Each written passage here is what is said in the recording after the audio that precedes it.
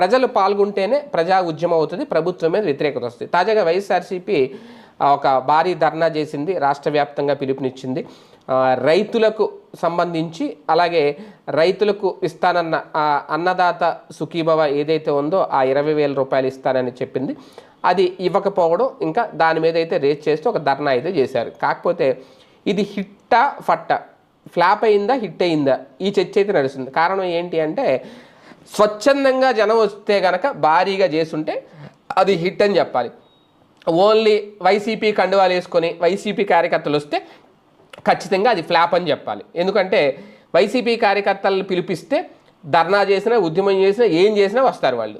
దాన్ని ఉద్యమంగా చూడకూడదు, దాన్ని ప్రజా ఉద్యమంగా చూడకూడదు, ప్రజల కోసం చేసి ధర్నా కాదు. ప్రజలు స్వచ్ఛందంగా వస్తే ఖచ్చితంగా అది హిట్టు. అసలు ఇంకా జగన్కి గతంతో పోలిస్తే ఇంకా పెరిగింది, జనాల్లో ఆ బలం పెరిగింది అని